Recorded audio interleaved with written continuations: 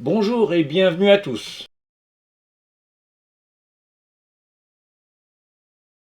Nous avons vu la quantité et le volume des archives nécessaires à nos travaux. Sans doute en avez-vous conclu, comme tous les passionnés d'histoire, qu'il est indispensable de les conserver dans le meilleur état possible, malgré que l'on soit contraint à les consulter souvent. C'est là que les outils de numérisation se montrent d'un grand secours. Ils allient toutes ces obligations avec un minimum d'équipement et d'espace de stockage. Nous disposons pour ce faire des photocopieuses, appareils de photographie et scanners performants.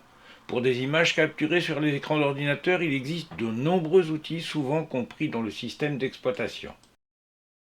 Pour numériser un document papier d'une manière simple, rapide et sûre, je vous recommande la photo, assez peu onéreuse mais qui nécessite un minimum d'équipement. Il faut savoir que dans les salles de lecture des archives, les règles imposent le silence et pas de flash. Le temps de pause ainsi allongé et la sensibilité augmentée est aussi augmenté le risque de flou. Je suggère donc l'usage d'un pied fixe et du retardateur. Ce dernier évitera les mouvements intempestifs de l'appareil lors du déclenchement. Quant au pied, il assurera le calage du système pour des images plus uniformes. Aujourd'hui, les imprimantes multifonctions sont nombreuses et souvent très économiques, au moins à l'achat. Elles combinent impression, scanner de bonne définition jusqu'à 1200 ppp, photocopie voire OCR, c'est-à-dire reconnaissance de caractère. L'exemple qui suit est réalisé avec le logiciel SmartScan d'Epson, parce que j'en disposais. Le résultat dépendra bien entendu de la configuration. Les paramètres nous permettent de régler effectivement cette configuration avec en premier lieu les paramètres de numérisation. On verra effectivement ce que cela donne. Ensuite, la source du document qui peut être soit un chargeur si vous en avez disposé, soit directement la vitre ou une détection automatique. Le format, bien entendu, doit être déterminé, mais on verra tout à l'heure que l'on peut le modifier au moment d'effectuer la capture. Le type d'image, bien entendu, suivant le type couleur, niveau de gris ou noir et blanc, on aura un volume plus ou moins important, le plus important étant bien sûr le volume le plus élevé, celui qui traite la couleur. Ici, le choix de la résolution. Plus elle est élevée, plus le poids de l'image sera fort. Je choisis 300 points par pouce. Lançons la numérisation. Et patientons. Mais pas trop longtemps.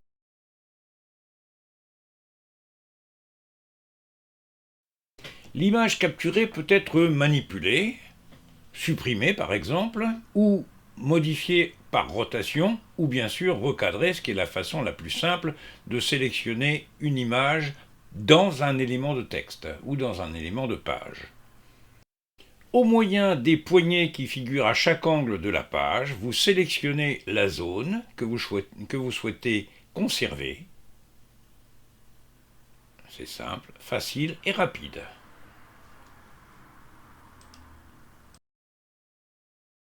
On peut donc passer à la page suivante, soit la même, soit une autre, bien entendu, car il est évident qu'on ne peut pas revenir sur la sélection précédente.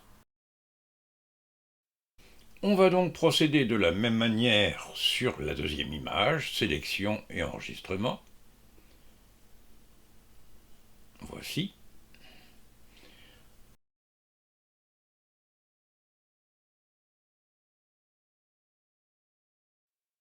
Les options d'utilisation des images sont à personnaliser dans les actions qui permettent soit, comme ici, d'enregistrer, de joindre un mail, d'envoyer vers quelqu'un à l'extérieur, au moyen d'un mail ou d'imprimer directement l'image.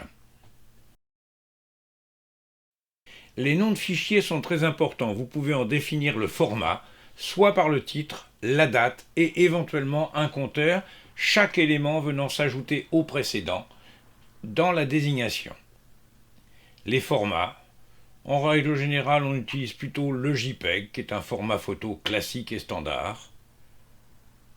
On peut d'ailleurs définir la qualité de sortie.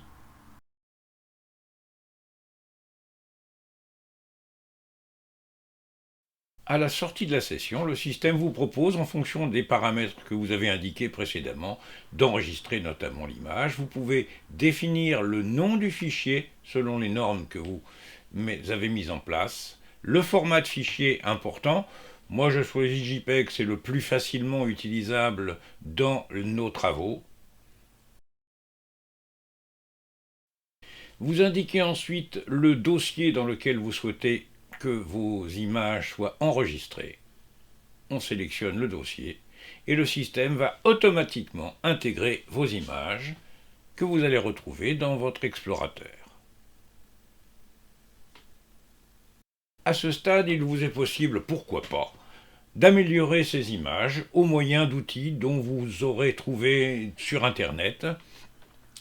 Et pourquoi pas, comme vous l'avez ici, la possibilité de documenter, d'améliorer l'image elle-même et de documenter les noms, prénoms, les dates, etc.